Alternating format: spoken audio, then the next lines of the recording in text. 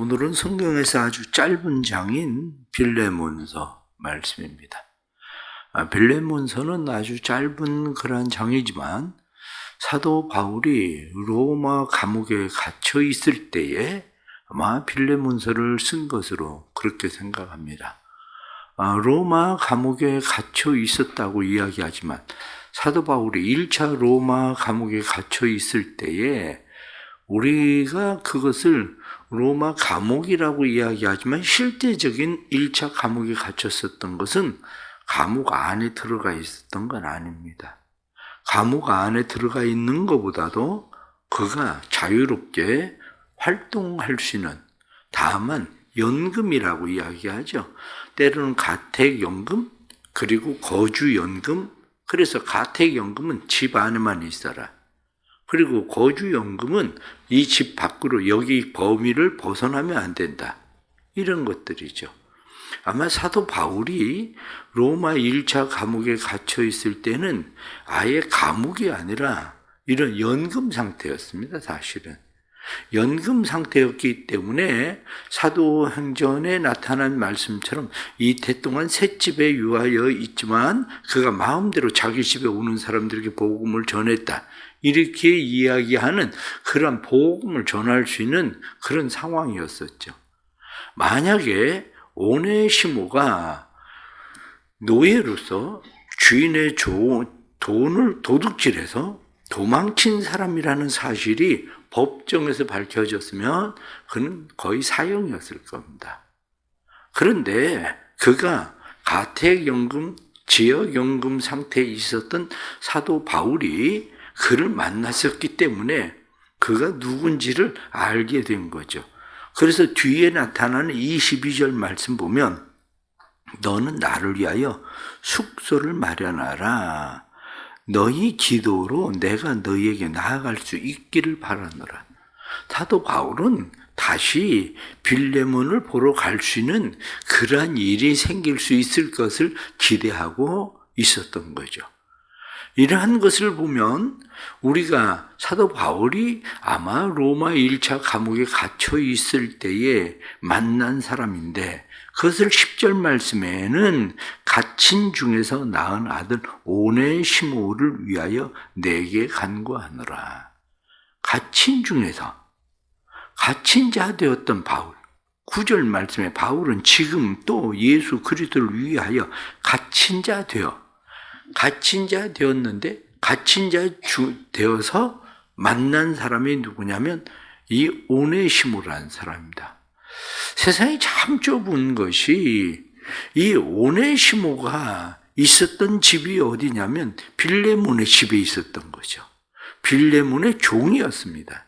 빌레몬이 살고 있었던 것은 어디냐면 그것은 골로새입니다. 골로새. 대부분 그때 당시에 교회들이 다 누구의 집에서 시작됐었죠.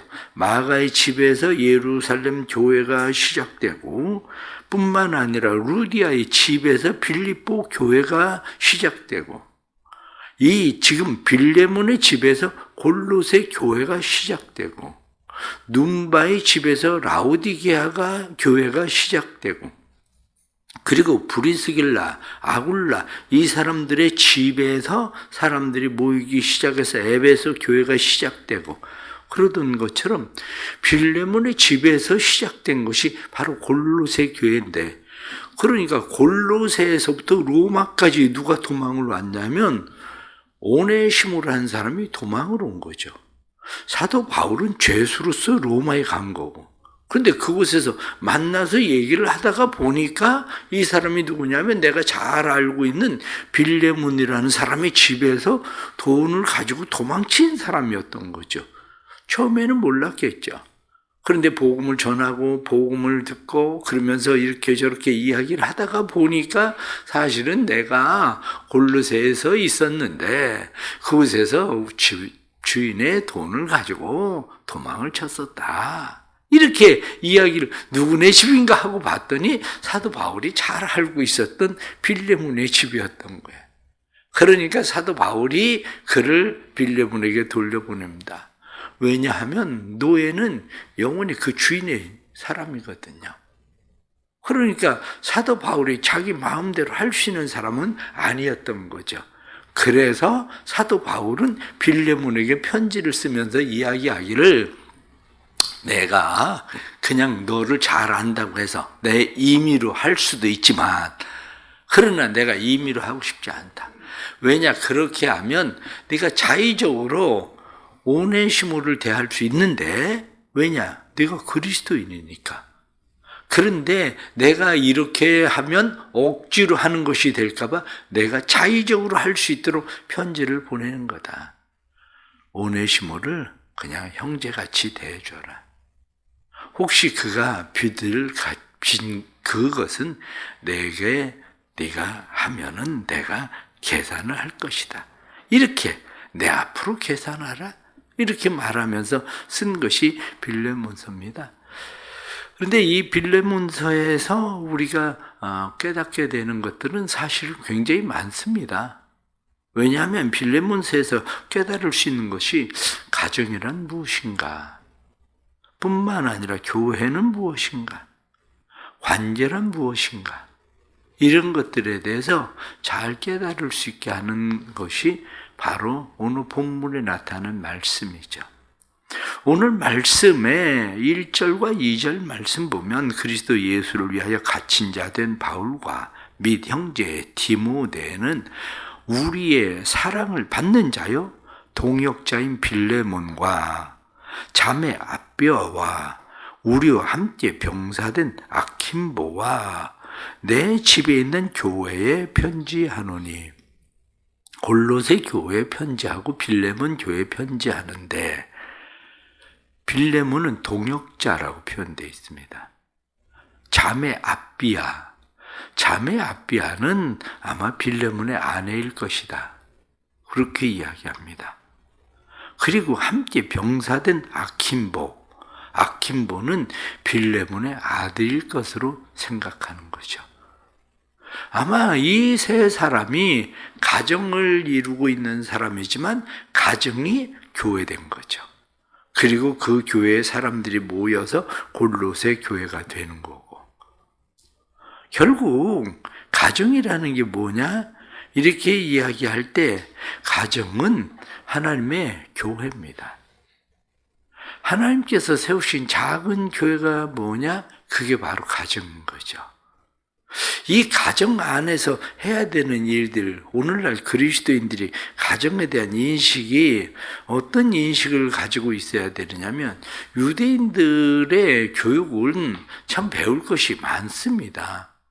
유대인들의 교육 중에 배워야 될 것이 많은데, 가정이 교육해야 되는 것이 있는데, 첫 번째가 뭐냐면 영성교육입니다. 영성교육. 그래서 너는 하나님께로부터 난 사람이야. 너는 하나님의 사람이야. 너는 하나님의 것이야. 하나님을 위해서 살아야 돼. 이것이 유대인들이 자기의 영성, 하나님을 향하는 마음, 하나님을 향하는 생각, 이것을 끊임없이 가르치는 것이 어디냐면 그게 바로 가정입니다. 그러니까 아주 어렸을 때부터 그들은 하나님의 말씀을 얼마나 중요하게 여기냐면, 성경 말씀을 아주 아이들이 어렸을 때에 꿀을 가지고 말씀을 쓰잖아요. 꿀을 가지고. 그래서 아이들이 그 꿀을 핥아 먹으면서 말씀을 암송하도록 하는 거. 그게 바로 이스라엘 백성들이 자녀들을 교육시키는, 하나님께로 향하게 하는, 하나님의 말씀이 마음 가운데 말씀을 두고 살게 하는 영성교육. 그게 첫 번째입니다. 그 다음에 두 번째가 인성교육이에요. 두 번째는 사람 같은 사람 만드는 거예요. 그래서 인성교육을 위해서 철저하게 그들은 부모를 어떻게 공경해야 되는지, 형제를 어떻게 사랑하고 우애해야 되는지, 이러한 다른 사람들을 어떻게 불쌍히 여겨야 되는지 인성교육을 시킵니다. 그 다음에 세 번째가 뭐냐면 지성교육이에요. 그 다음에는 여러 가지 지식적인 지성을 교육시키는 거죠. 그런데 우리는 어떻습니까? 우리는 태어나자마자 영어 교육 시킨다고 영어 배우러. 우린 집중적인 것이 지성. 그래서 부모한테 어떻게 대하든지, 애들이 어렸을 때 부모한테 욕을 하든지 뭐 달려들어서 엄마를 때리든지 뭐 어떻게 하든지 어렸을 때부터 그냥 내버려 둬. 인성 교육이 안 돼. 공부만 잘하면 다 용서돼. 그게 우리가 가지고 있는 기본적인 그런 교육 방식이 있죠. 다 그런 건 아니지만 자녀들 보십시오. 아이들 보십시오. 애들을 어떻게 키우는지. 결국 아이들 뭐 하나 낳아서 키우고 뭐 이렇게 하니까 그렇지만 이 빌레몬의 가정도 여러 사람 자녀들이 몇 명 있어서 이 사도 바울이 잘 알고 있는 가족들이 몇 명 있었으면 이야기를 했을 거예요. 그런데 그들에 대해서 이야기하지 않고 함께 병사된 아킨보, 이렇게 그리스도의 병사되었다. 이 사람도 철저하게 그리스도의 사람이 되었다. 이렇게 이야기하는 아킨보. 그래서 우리가 가정을 생각하면 가정에서 해야 되는 교육이 뭐냐? 첫째가 영성입니다. 두 번째가 인성이고, 세 번째가 지성입니다. 우리는 그것을 자꾸 우선순위를 바꾸다가 보니까 우리의 가정들 속에서 문제가 되죠. 그러면 영성 교육을 시키다 보면 때로는 가정의 자녀들은 반발을 일으키기도 합니다. 그러나 여러분들 결과를 보세요. 결과를 보면 지성부터 교육을 시키다가 보면 그 자녀들이 신앙생활을 하는지. 그런데 영성교육을 시킨 사람들은 어렸을 때 영성교육을 시켰기 때문에 반발하고 밖으로 나가 있고 떠나간 것처럼 보여도 반드시 돌아오게 되어 있습니다.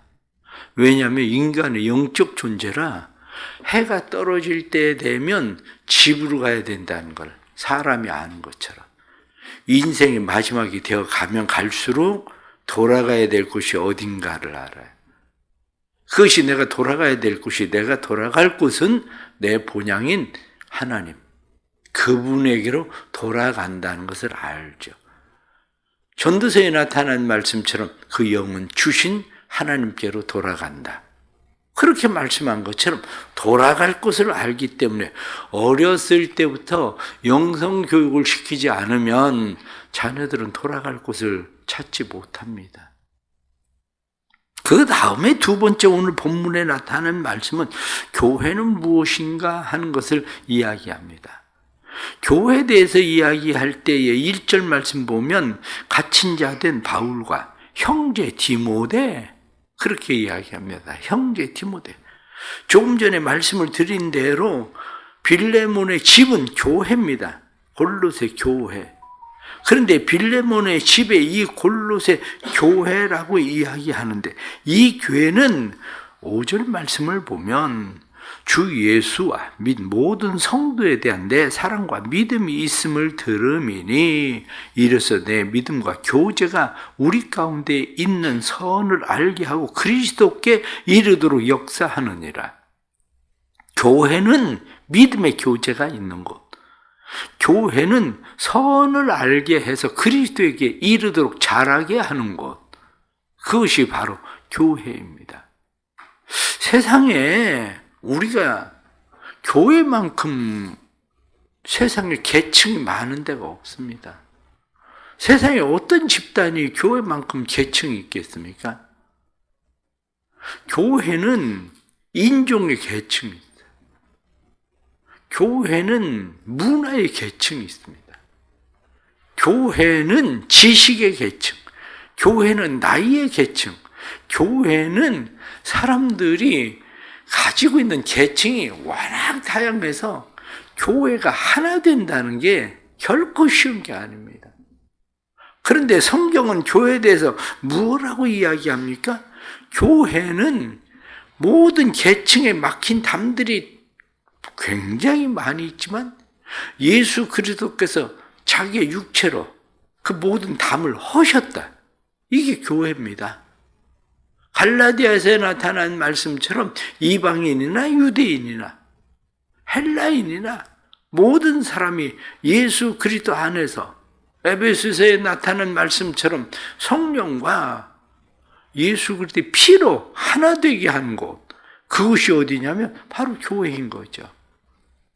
그러면 교회에서 말씀에 나타나는 것처럼 그리스도께 이르도록 역사하느니라.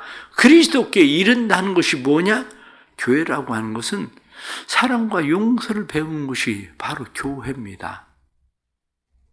교회는 사랑과 용서를 훈련하는 것이 교회예요. 이 훈련이 가정에서부터 잘 돼야 되는 것 같은데 실제로는 가정에서는 이미 그 막힌 담들이 그렇게 있지 않습니다. 가정에서는 이미 가족이라고 하는 굴레 안에, 울타리 안에 이미 있기 때문에 오히려 부부가 싸움을 해도 칼로 물베기다 이렇게 이야기하는 것처럼 자식이 아무리 속을 새겨도 호적에서 파낼 수 없는 것처럼 이미 그 굴레는 한마디로 울타리는 하나로 이미 돼 있어요. 그런데 교회는 그렇지가 않습니다. 이것을 훈련할 수 있는 곳이 어디냐면 그게 바로 교회라는 곳이에요. 교회. 교회는 사람들을 대해보십시오. 얼마나 각양각색인지, 얼마나 생각이 다양한지 너무너무 달라. 그럼에도 불구하고 사랑과 성령에 매는 줄로 하나 되게 하는 훈련을 하는 곳, 사랑을 훈련하고 용서를 훈련하고 인내를 훈련하고 이것을 훈련하는 곳이 어디냐면 교회인 거예요. 그래서 신앙생활하면서 때로는 사람들은 그 훈련을 받기 싫으니까 그냥 쉽게 떠나가요. 여기 아니면 교회가 없냐. 여기 하면 아니면 교회가 없냐가 아니라 여기가 교회이기 때문에 여기서 훈련 받아야 되는 거예요. 사람들은 그냥 눈이 와서 지저분한 게 이렇게 살살 덮이면 깨끗한 것처럼 생각하지만 천만에요. 햇빛만 쬐면 그건 지저분해지는 거예요. 더 지저분해져. 지저분한데 눈 왔다 질퍽거려 봐요. 얼마나 지저분해지는지. 그런데 사람들은 그냥 교회에서 조용히 있으니까 은혜로 눈 덮인 것처럼 뭐가 조금 덮이니까 자기가 깨끗하고 자기는 괜찮은 것처럼 생각하지만 절대 그렇지가 않습니다. 사랑과 용서가 훈련이 안 된 사람들이 자신을 말씀에 나타난 것처럼 그리스도께 이르도록 역사하느니라. 그리스도께 이르도록 자라게 하는 곳이 어디냐면 교회예요. 그래서 바울은 빌레몬에게 내가 오네시모를 보낼게. 오네시모에 대해서 무엇하고 이야기합니까? 뒤에 17절 말씀 보면 내가 나를 동역자로 할진대 그를 영접하기를 내게 하듯 하고, 바울이 내게 하듯 하고 이렇게 말하지만 우리가 성경은 죽게 하듯 하고 그렇게 말씀하는 거예요. 죽게 하듯 해라. 뿐만 아니라 만일 내게 불의를 하였거나 내게 빚진 것이 있으면 그것을 내 앞으로 계산하라. 사도 바울은 그거 나한테 해라. 그런데 이미 우리의 모든 계산은 누가 다 하셨습니까? 예수님께서 이미 우리의 계산을 다 치르셨잖아요. 예수님께서. 그러니까 성경은 죽게 하듯 해라. 그거 내가 이미 다 계산한 거야. 기억하니? 이렇게 말씀하는 거죠. 또 하나는 관계는 무엇인가 하는 것을 알게 하는 것이 바로 오늘 본문에 나타난 말씀이죠. 관계란 무엇인가? 이렇게 이야기할 때 교회는 원수가 없다는 거예요. 교회는 원수가 있는 게 아니라 교회는 사랑해야 될 사람이라는 거죠. 교회는. 그래서 성경이 말씀하고 있는 것은 19절에 나타난 말씀 다 바울이 신필로 쓰노니 내가 갚으려니와 내가 이 외에 내 자신이 내게 빚진 것은 내가 말하지 아니하노라. 바울이 뭐라고 얘기하냐? 너 나한테 빚졌잖아. 네가 나한테 빚진 건 내가 말 안 해? 그 얘기가 무슨 얘기입니까? 너도 말하지 마. 그 얘기 아닙니까? 너도 말하지 마. 너도 나한테 빚진 자잖아. 관계는 빚진 자로 사는 겁니다. 빚진 자로. 관계라는 게 우리는 얼마나 어려운지 누구든지 그렇게 잘하다가 한 번 잘못하면 관계가 끊어집니다. 사람들의 마음이 참 어리석습니다. 얼마나 이기적인지 그렇게 잘하다가 한 번 서운하게 하면 관계가 끊어져요. 그동안 그렇게 잘했던 거 기억 안 합니다. 그거. 그런데 성경이 우리에게 말씀하는 건 빚진 자로 살아. 관계를 이루는 방법은 빚진 자로 사는 겁니다. 내가 빚진 자라는 의식이 없으면 관계는 이루어지지 않아요. 언제든지 갈라집니다. 언제든지. 그래서 오늘 성경 본문에 나타난 이런 말씀들을 보면 우리로 하여금 네가 빚진 자냐? 그러면 이자를 붙여서 갚아. 그렇게 얘기하는 거야. 네가 빚진 자인데 오네시모처럼 빚지 쓰고 종 노릇하고 그곳에서 먹고 살던 사람이 주인 것까지 훔쳐가지고 도망치는 놈 되지 말고 거기다가 은혜를 갚아. 이자를 더해서 갚아. 그게 인생이야. 이렇게 말하는 게 관계예요. 이게. 그래 빌레몬이 짧은 말씀이지만 가정은 무엇인가? 교회는 무엇인가? 관계는 무엇인가? 이런 것들을 우리에게 아주 잘 말씀하고 있는 것이 빌레몬서인데 빌레몬서를 여러분들이 다시 읽으면서 스스로 또 이러한 일들을 잘 생각할 수 있는 그런 복된 하루 될 수 있기를 간절히 바랍니다. 기도하겠습니다. 하나님 아버지, 우리의 가정을 주셔서 감사합니다. 우리에게 교회를 주셔서 감사합니다. 우리가 서로 형제되고 동역자 되게 해주시고 자매 되게 해주셔서 감사합니다. 우리의 삶 속에 하나님께서 주신 이 아름다운 관계가 잘 지속되도록 도와주옵소서. 가정에서 바로 교육하고 그래서 가정이 교회되게 해주시고 뿐만 아니라 교회가 하나님 앞에서 예수 그리스도로 막힌 담들이 헐어지게 해주시고 뿐만 아니라 예수 그리스도로 말미암아 성령의 매는 줄로 하나 되게 해 주옵소서. 그리고 우리의 모든 관계가 빚진 자로 빚을 갚는 자뿐만 아니라 이자까지 더해서 갚을 수 있는 사람들이 되도록 하나님 우리의 관계를 더욱더 세워 주옵소서. 사랑하는 교회 모든 성도들에게 은혜 주시고 주시는 사랑과 은혜와 믿음 안에 온전히 세워져 주의 선하심을 이룰 수 있도록 도와주옵소서. 특별히 마음에 품고 있는 오이코스들 주님 앞에 인도하기를 원합니다.